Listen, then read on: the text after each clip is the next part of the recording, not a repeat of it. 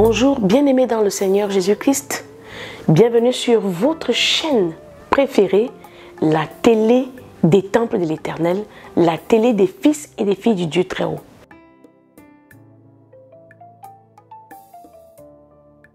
Aujourd'hui, à la lumière du psaume 69, nous allons parler de l'œuvre merveilleuse de la croix. Il est une chose que d'être quelqu'un de religieux et il est une autre chose que d'être en relation avec le Seigneur. C'est pourquoi la Bible déclare que l'âge est la porte qui conduit à la perdition, mais étroite et serrée est la porte qui conduit au salut. Il y a des personnes qui savent qu'elles appartiennent à des dénominations. Beaucoup même se sentent heureux et privilégiés de servir Dieu sous certains hommes de Dieu.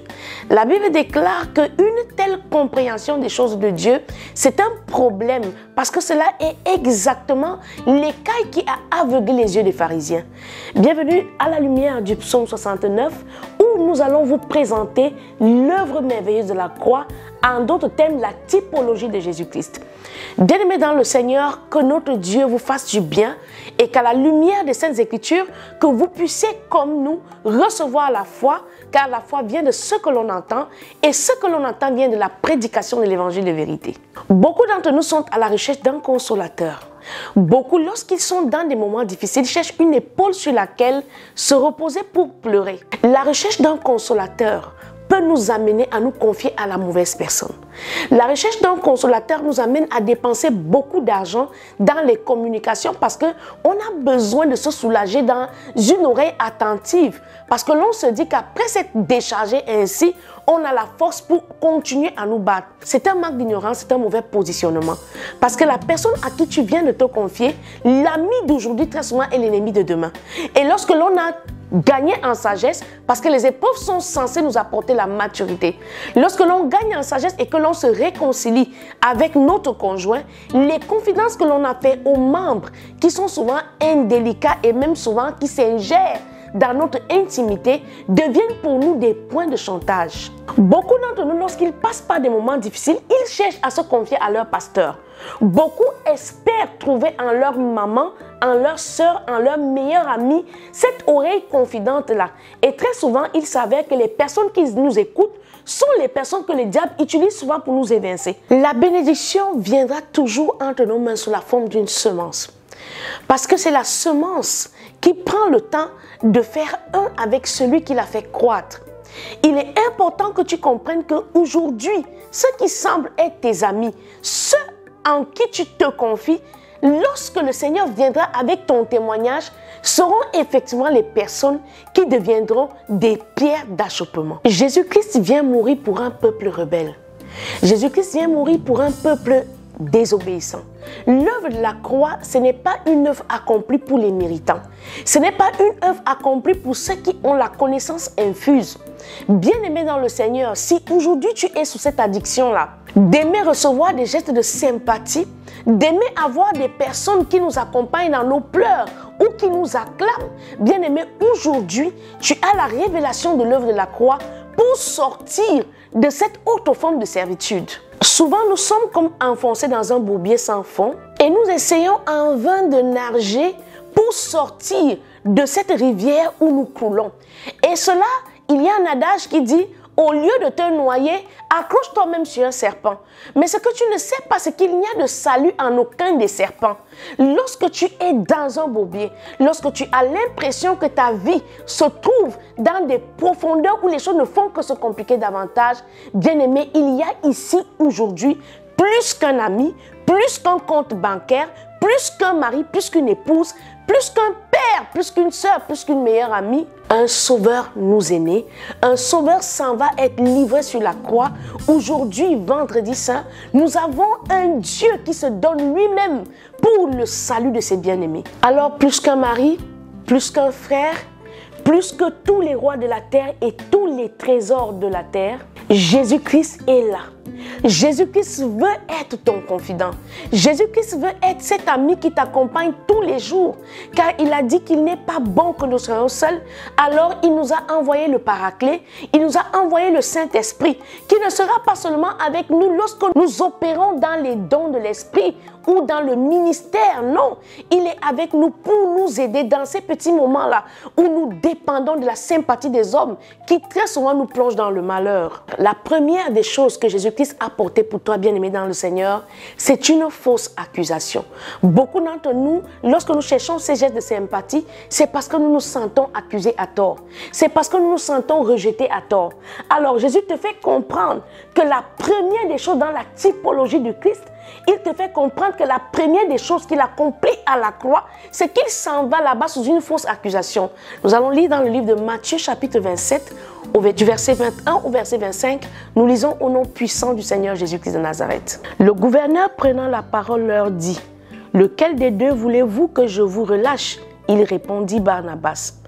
Pilate leur dit, « Que ferai-je donc de Jésus, qu'on appelle Christ ?» Tous répondirent, qu'il soit crucifié.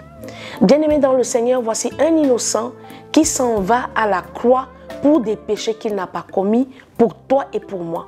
Aujourd'hui, toi, tu peux même être coupable ou alors tu as même interagi dans la situation dans laquelle on t'accuse.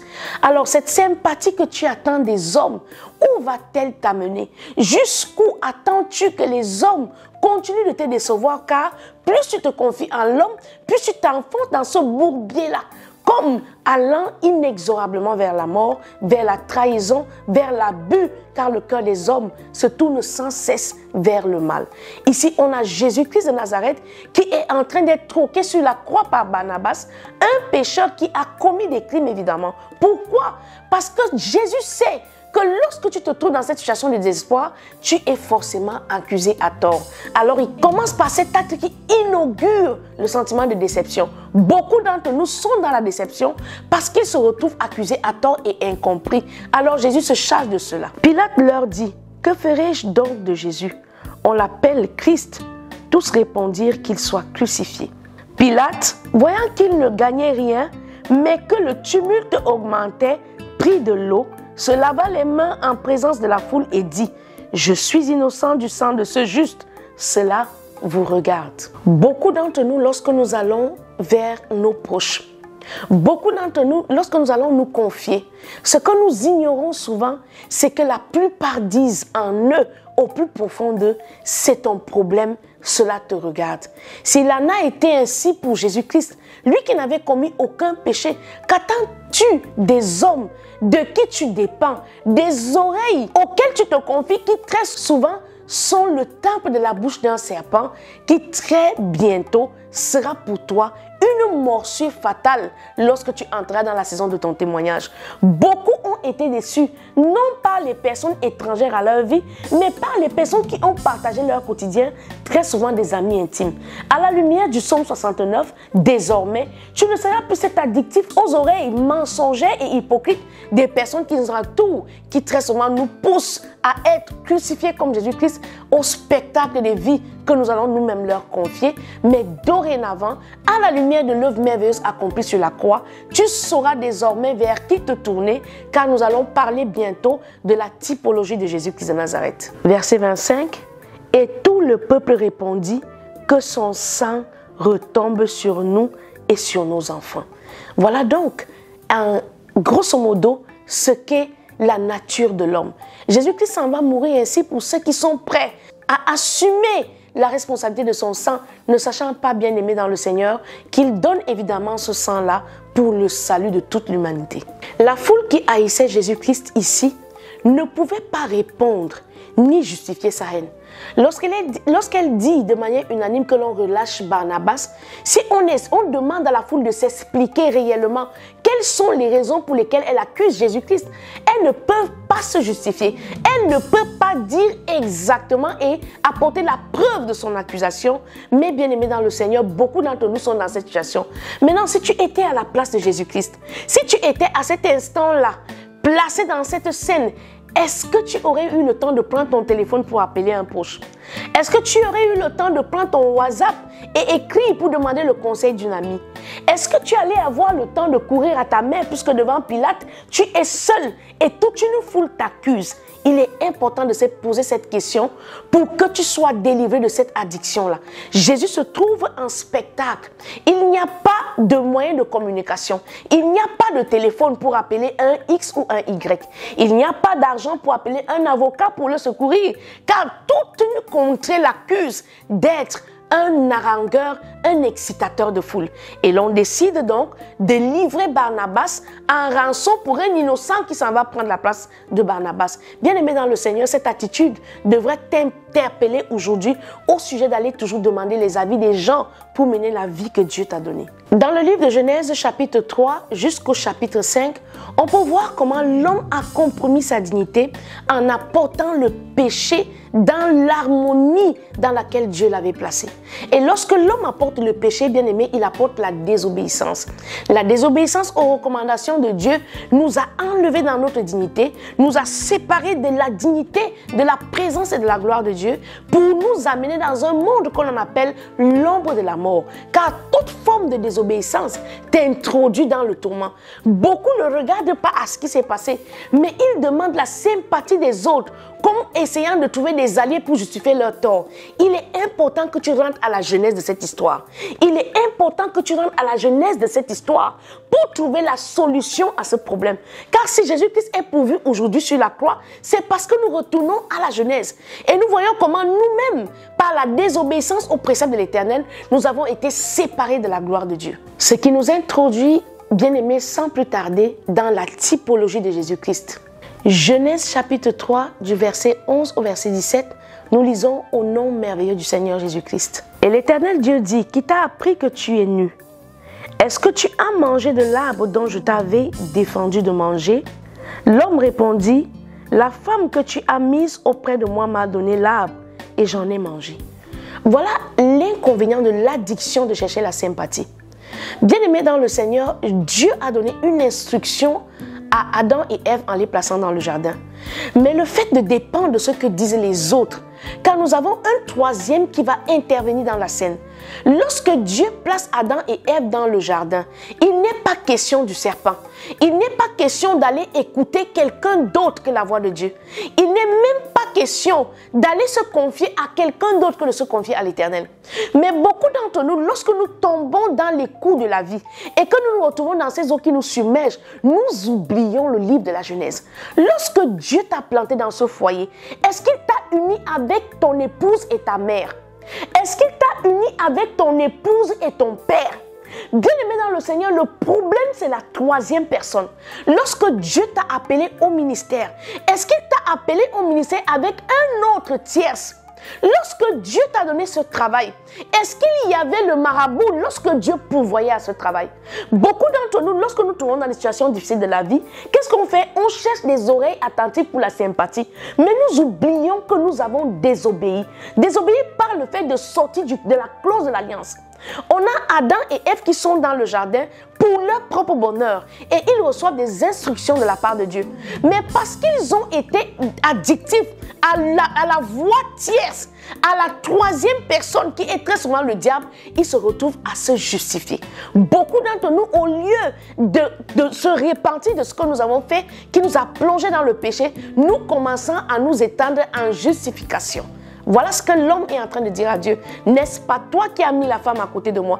Est-ce que dans les ordres que Dieu a donnés à Adam et à Ève, est-ce qu'il y avait la présence d'un serpent? Est-ce qu'il y avait le fait qu'il devait avoir une troisième personne? La troisième personne dans ce que tu engages, c'est elle l'ennemi réel de ta vie. C'est pourquoi la plupart des personnes que nous amenons, que nous apportons dans les missions où Dieu nous envoie, ce sont elles qui vont devenir des pierres d'achoppement. Regardons le cas d'Abraham et Lot. Lorsque Dieu appelle Abraham, il n'a pas mis Lot dans la mission. Beaucoup d'entre nous, nous regardons à la douleur, mais nous ne regardons pas là où nous avons cogné le pied pour tomber. Est-ce que Dieu avait dit à Adam et Ève que je vous enverrai un messager qui va vous expliquer comment vivre dans le jardin? Non. Il leur a dit, voici les clauses du contrat. Restez ici, ne mangez pas ça et ne faites pas ci. Mais qu'est-ce qui s'est passé? Ils ont donné leur oreille à la troisième personne. C'est la personne à qui tu accordes ton intention en dehors de la parole de Dieu qui sera la cause de ton échec. L'homme répondit, La femme que tu as mise auprès de moi m'a donné l'arbre et j'en ai mangé. Et l'Éternel Dieu dit à la femme, pourquoi as-tu fait cela? La femme répondit, le serpent m'a séduite et j'en ai mangé. Vous voyez? Lorsque l'on va de confidence en confidence, c'est ainsi que l'on s'éloigne de la présence de Dieu. On a d'abord Adam qui essaie de se justifier en accusant la femme.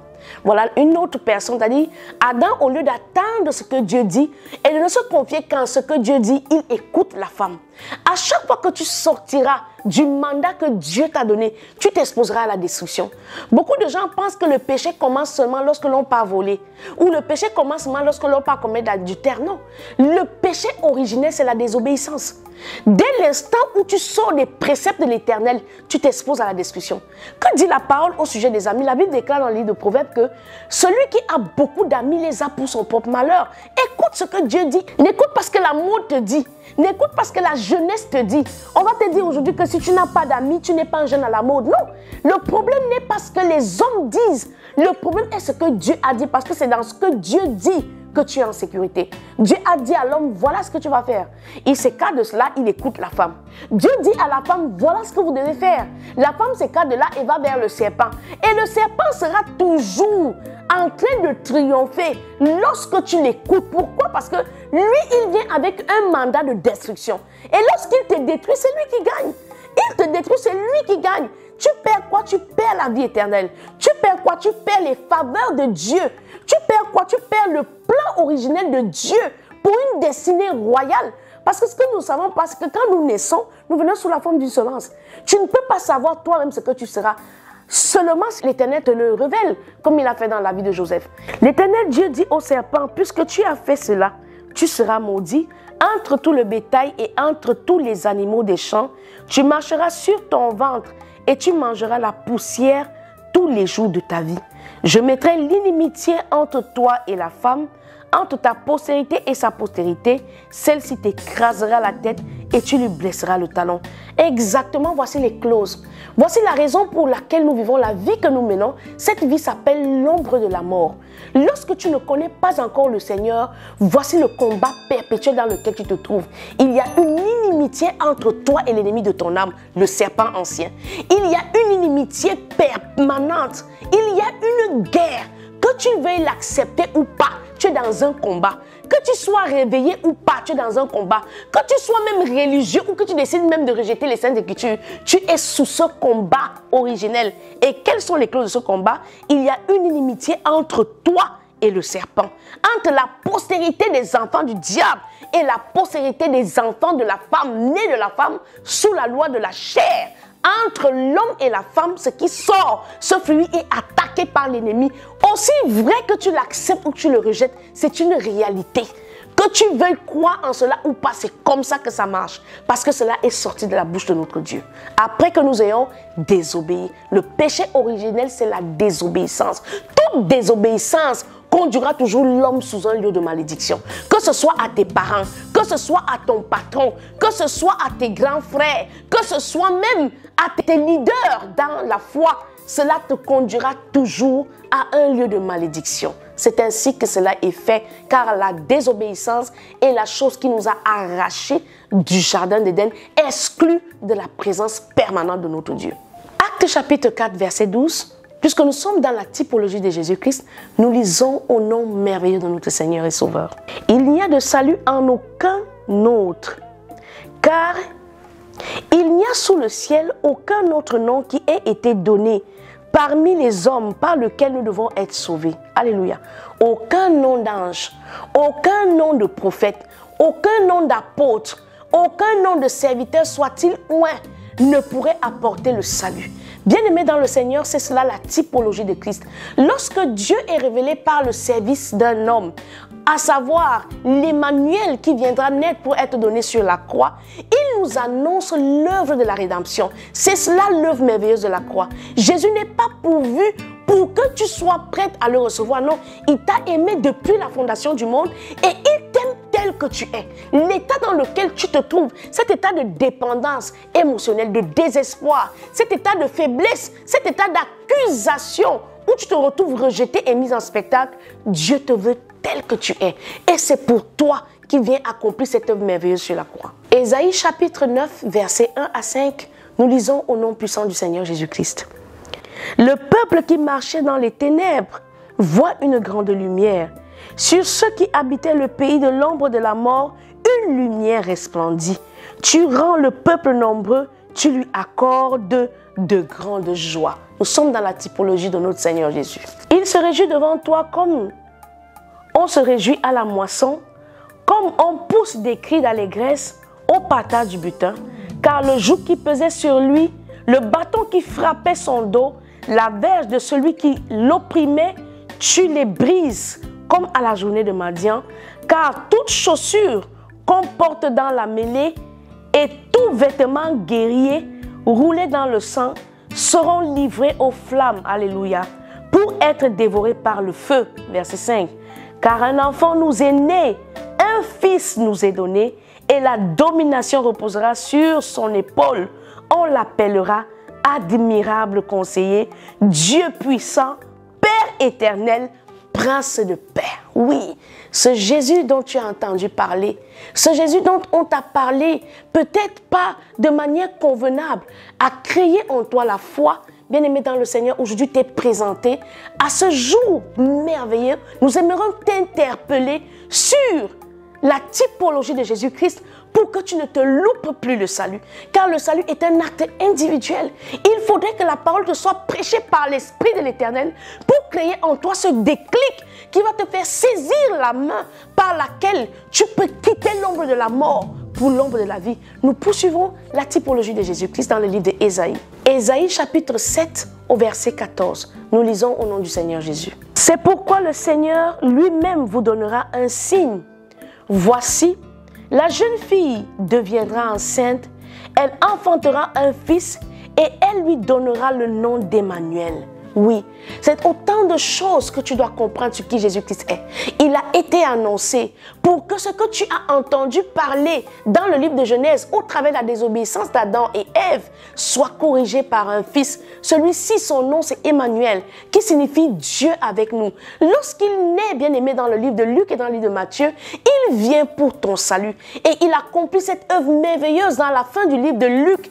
Il nous introduit dans ce témoignage dans le livre des Actes des Apôtres. Il faut que tu comprennes que ce n'est pas de manière gratuite que nous te l'annonçons. C'est une opportunité, c'est la plus belle opportunité de ta vie à saisir.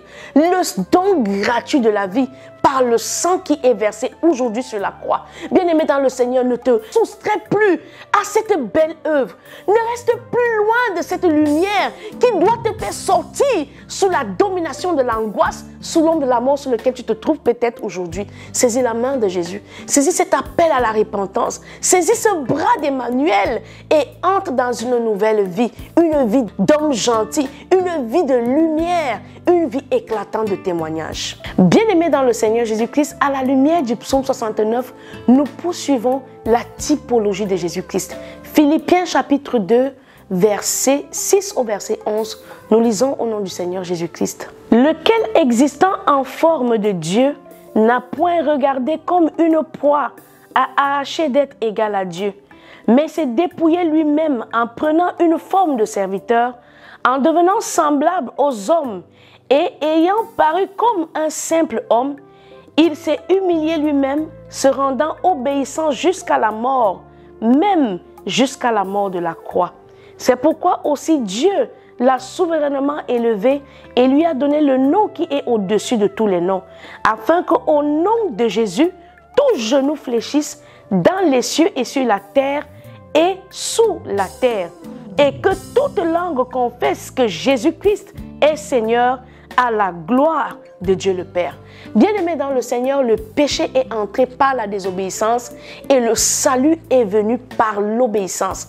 Le péché qui nous a été communiqué par l'acte de désobéissance d'Adam et Ève dans le jardin, l'ombre de la vie ou alors la gloire rétablie, la dignité de l'homme restauré nous est donnée par l'obéissance d'un seul, qu'est Jésus-Christ de Nazareth, qui n'a pas regardé à être égal à Dieu, lui qui est Dieu sous la forme d'un homme, mais s'est humilié jusqu'à accepter la mort et même la mort à la croix. C'est pourquoi ce psaume est intitulé « L'œuvre merveilleuse de la croix ». Toujours dans la typologie de Jésus-Christ, Jean 1, verset 14, nous lisons au nom du Seigneur Jésus-Christ. Et la parole a été faite chair et elle a habité parmi nous, pleine de grâce et de vérité. Et nous avons contemplé sa gloire, une gloire comme la gloire du Fils unique venu du Père. Jean 14, verset 6, nous lisons au nom du Seigneur Jésus-Christ. Jésus lui dit, je suis le chemin, la vérité et la vie. Nul ne vient au Père que par moi. Matthieu 28, verset 18 à 20, nous lisons au nom du Seigneur Jésus. Jésus s'étant approché, leur parla ainsi. Tout pouvoir m'a été donné dans le ciel et sur la terre. Allez, faites de toutes les nations des disciples, les baptisant au nom du Père, du Fils et du Saint-Esprit. Et enseignez-leur à observer tout ce que je vous aurai prescrit. Et voici, je suis avec vous tous les jours jusqu'à la fin du monde. Beaucoup pensent que Jésus-Christ est un mystère et que nous sommes encore en train d'attendre son avènement. Bien-aimé, c'est que tu n'as pas compris l'action merveilleuse de l'œuvre de la croix. Lorsque Jésus-Christ vient mourir sur la croix, il ressuscite et il nous envoie son esprit. Alors c'est l'esprit de Dieu qui a la capacité désormais de te conseiller dans les moments de trouble.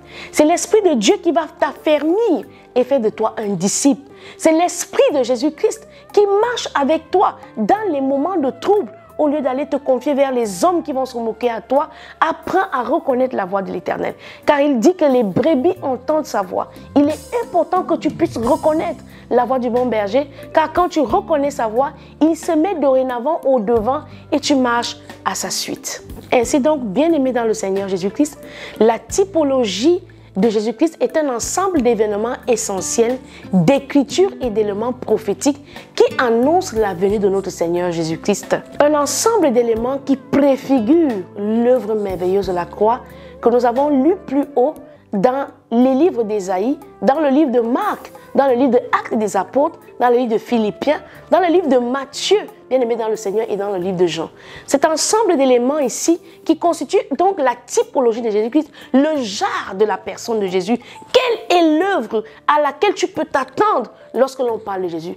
Il est donc important à la lumière du psaume 69 que tu comprennes que nous ne sommes pas là en train d'inventer une circonstance, mais nous vivons le témoignage de ce qu'ont annoncé les prophètes s'est accompli à l'avènement de Christ, à la mort de Christ, à sa résurrection, et dorénavant nous attendons le retour de ce sauveur-là en qui désormais nous mettons toute notre confiance. Nous sortons donc des addictions émotionnelles, nous sortons des dépendances affectives, nous abandonnons le fait de croire que notre secours viendra de notre conjoint, mais nous nous reposons en Christ, lui qui est avec nous tous les jours de nos vies, comme nous l'avons lu, bien-aimé dans le Seigneur, dans le livre de Matthieu chapitre 28 au verset 20. Il est avec nous tous les jours de nos vies jusqu'à la fin du monde.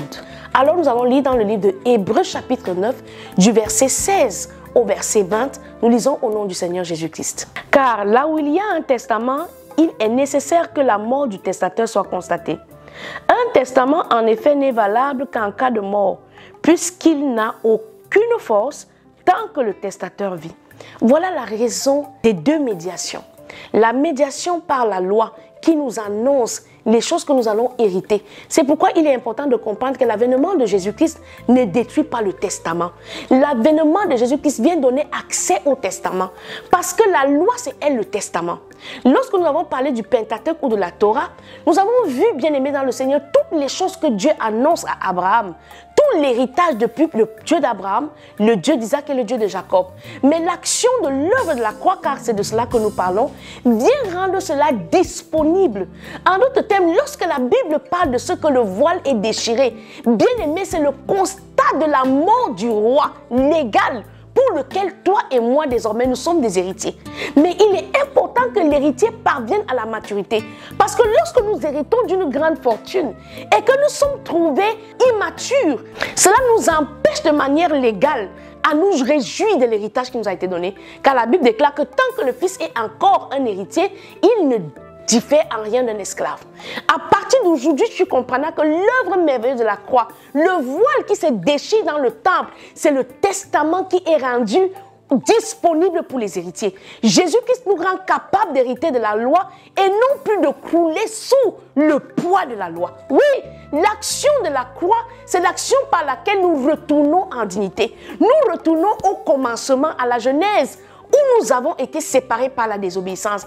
Par la désobéissance d'Adam et Ève qui nous plonge dans la malédiction et par l'obéissance d'un seul Jésus-Christ lui-même étant roi qui nous réaccède ou alors qui nous réintroduit dans le sacerdoce royal. Bien-aimé dans le Seigneur, la mort de Jésus-Christ est désormais la raison de ton héritage. Tu ne regarderas plus à l'œuvre de la croix seulement comme l'expiation des péchés. Non, c'est la raison exacte par laquelle tu entres en possession de ta santé. Tu entres en possession de ta fécondité. Tu entres en possession de ta bénédiction financière. Tu entres en possession du ministère. Oui, car c'est cela les actes des apôtres. Un testament en effet n'est valable qu'en cas de mort, puisqu'il n'a aucune force tant que le testateur vit. Voilà pourquoi c'est avec du sang que même la première alliance fut inaugurée. Moïse, après avoir prononcé devant tout le peuple tous les commandements de la loi, prit le sang des veaux et des boucs avec de l'eau, de la laine écarlate et de l'hysope. Et il fit l'aspersion sur le livre lui-même et sur tous les peuples en disant, « Ceci est le sang de l'alliance que Dieu a ordonné pour vous. » Il fit pareillement l'aspersion avec le sang sur le tabernacle et sur tous les ustensiles du culte. Et presque tout, d'après la loi, est purifié avec du sang, et sans effusion du sang, il n'y a point de pardon. Bien-aimé dans le Seigneur, tu vois donc que la première médiation de Maurice était une présentation des choses à venir. C'est pourquoi la Bible déclare que ce n'était qu'une image des choses que Jésus-Christ viendra rendre concrètes.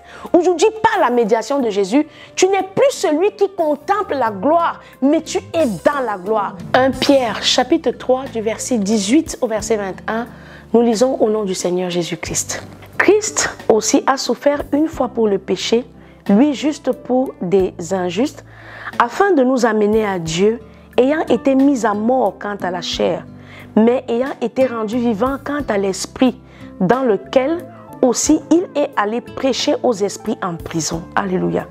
Qui autrefois avaient été incrédules lorsque la patience de Dieu se prolongeait au jour de Noé, pendant la construction de l'arche, dans laquelle un petit nombre de personnes, c'est-à-dire 8, furent sauvées à travers l'eau. Cette eau était une figure du baptême qui n'est pas la purification des souillures du corps, mais l'engagement d'une bonne conscience envers Dieu. Alléluia.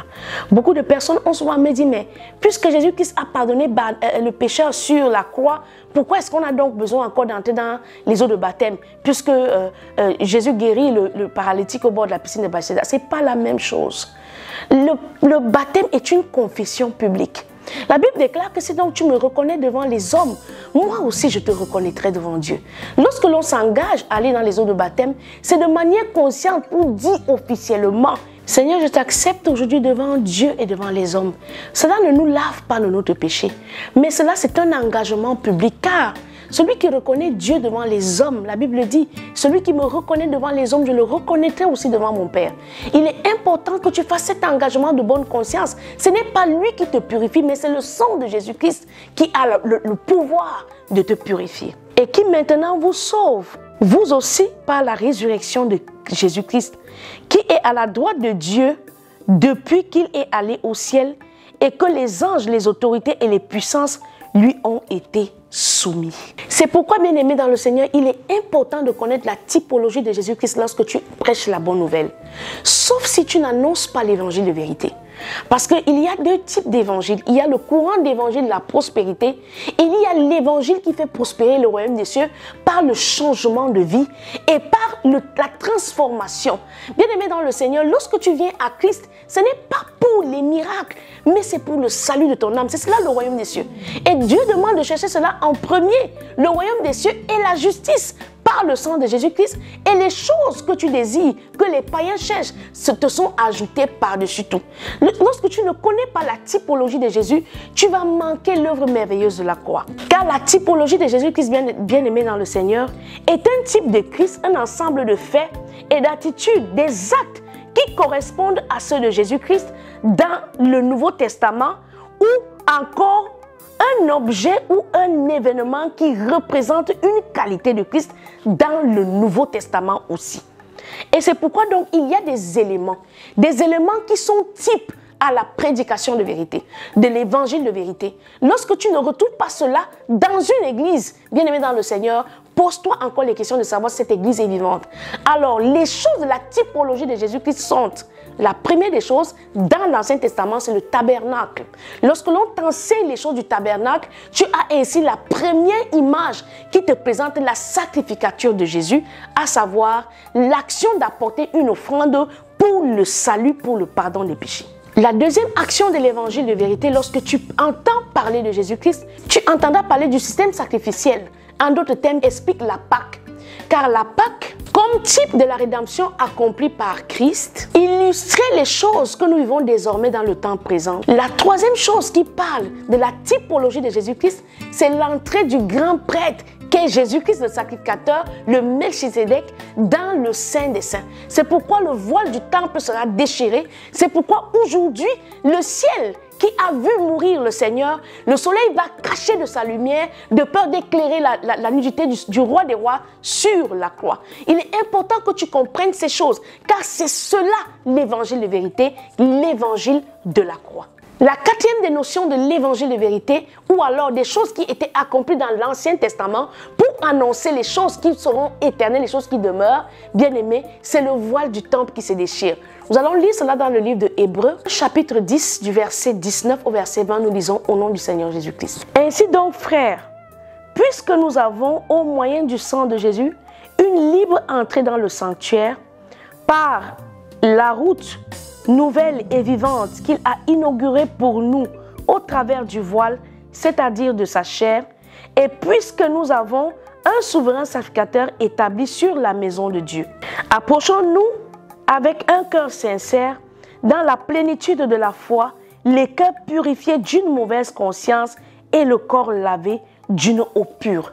Et donc la chair de Jésus-Christ qui est déchirée aujourd'hui par les épines, par la lance des soldats romains, par l'épée qui lui traverse le flanc, par les clous, c'est ce voile qui se déchire pour nous donner accès au sein des saints. Ce qui n'était pas possible dans l'ancienne médiation ou alors dans la première gloire, celle sous la médiation de Moïse. Bien aimé, en cinquième point, nous avons l'image des réalités célestes comme copie du véritable. Toujours dans la typologie de Jésus-Christ, en sixième point, nous parlons de la Pâque. La raison véritable de la Pâque, bien aimé, c'est de faire disparaître l'ancien homme.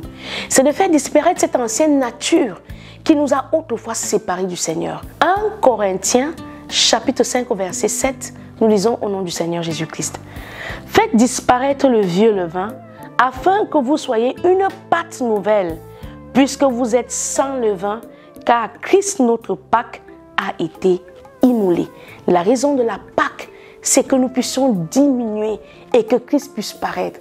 La raison de la Pâque, c'est que nous abandonnons notre vaine manière de vivre. Ce n'est pas de fêter la Pâque chaque année, mais toujours être dans les mêmes péchés, toujours être dans les mêmes conflits. Il y a même des gens qui vont se fêter Pâques, acheter des boucs, préparer des poulets et des porcs, mais toujours vivant dans l'inimitié avec leurs prochains, l'inimitié avec leurs frères, l'inimitié avec leurs voisins. Bien aimé, la Pâque est une raison suffisante pour que tu abandonnes tout combat. La Pâque est une raison pour laquelle, si tu as divorcé d'un homme et que tu continues d'avoir de la haine contre lui, que tu puisses lui pardonner. Car la Bible déclare que faites cela en mémoire du Christ.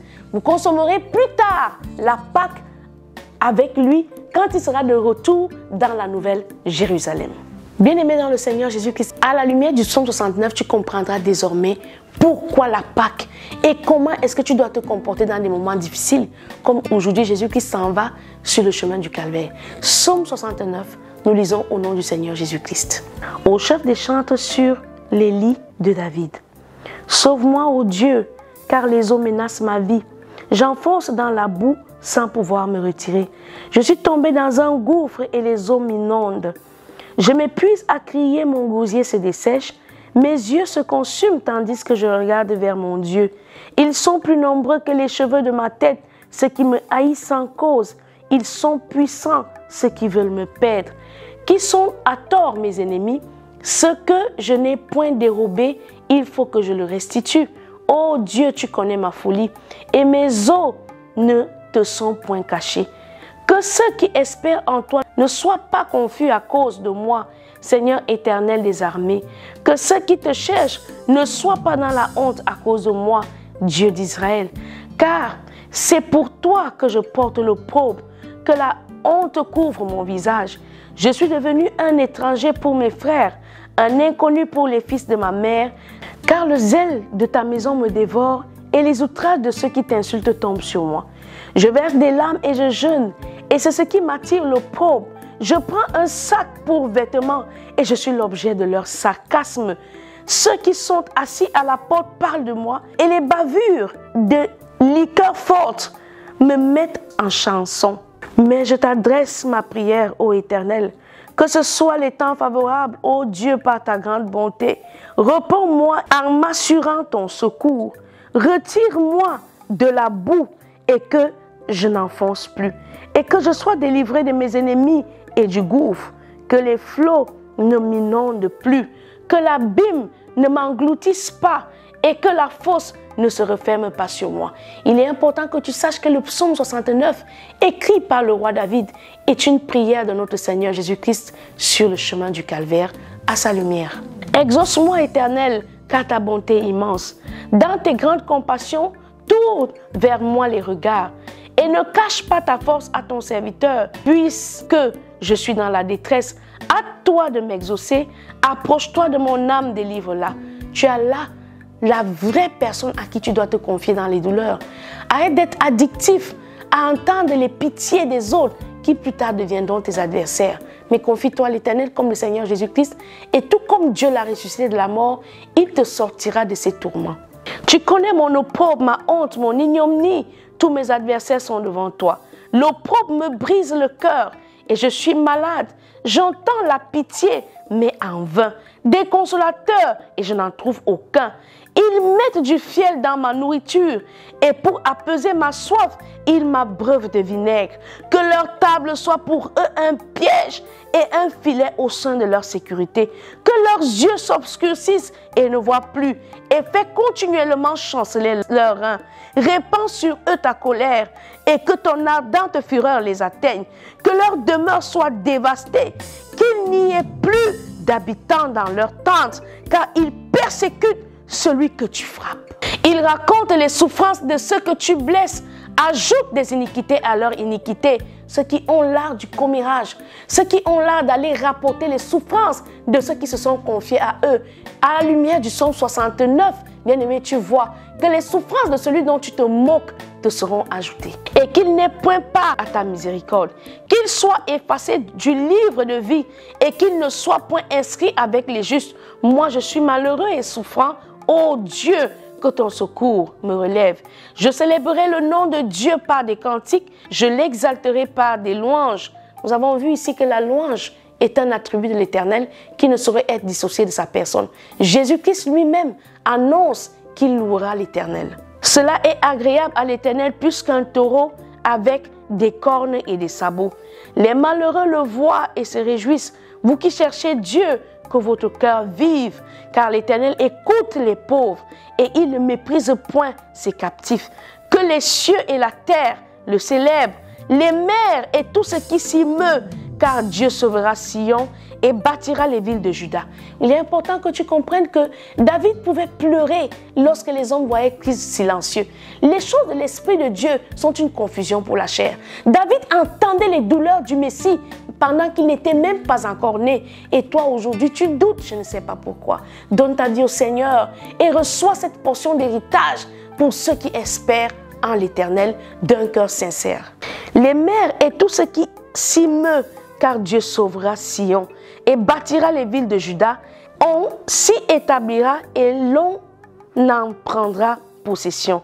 La postérité de ses serviteurs en fera son héritage. Que le nom du Seigneur soit béni. Et ceux qui aiment son nom y auront leur demeure. Béni soit le Dieu qui nous fortifie. C'était votre émission à la lumière du psaume 69. Que la gloire de la Pâque, que la gloire du ressuscité, que la puissance de l'œuvre merveilleuse de la croix soit une révélation pour toi désormais et que tu entres dans cet héritage de serviteurs, dans cet héritage de ceux qui craignent le nom de l'Éternel. Rendez-vous pour un prochain numéro. Que Dieu vous bénisse.